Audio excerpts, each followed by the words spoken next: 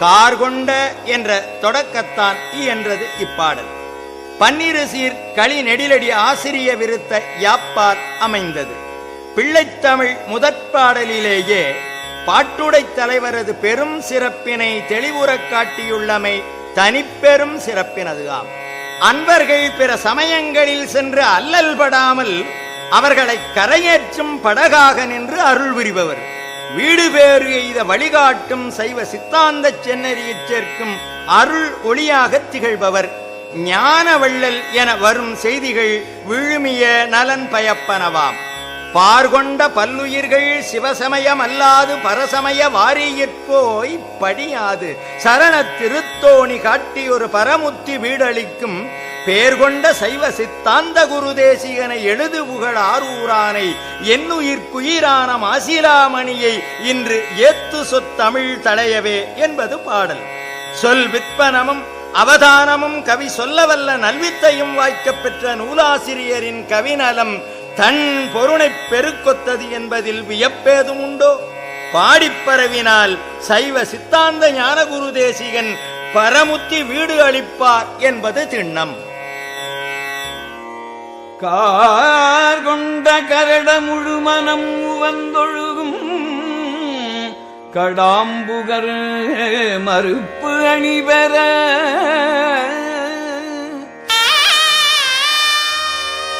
கண்ணுதல் பரமன் புயத்தில் படர்ந்து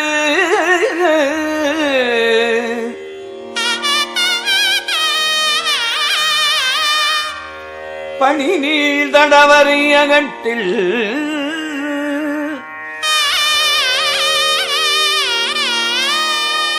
சீர்கொண்ட தவள வெண்பிரையுடு தொகையோடும் செம்முகில் கிடந்து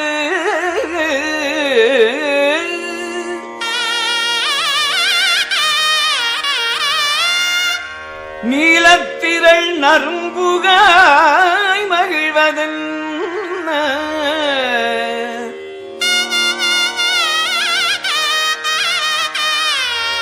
விளையாடும் ஒரு சிந்துரத்தை துதிப்ப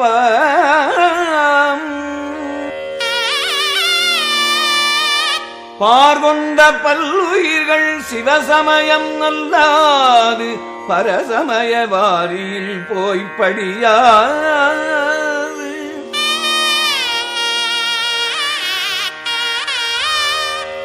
சரணத்திரு தோணி காட்டி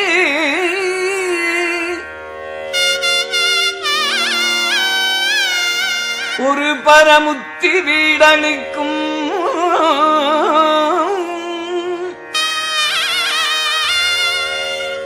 ஏகொண்ட சைவ சித்தாந்த குரு தேசிகனை எழுது புகழ் ஆரூரானை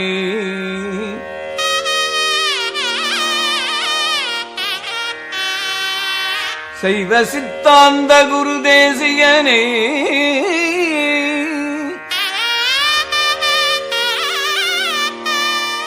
எழுது புகழ் ஆரூரானை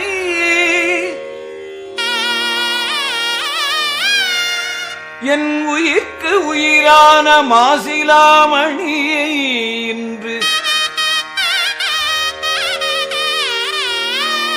ஏத்து சொல் தமிழ் தழையவே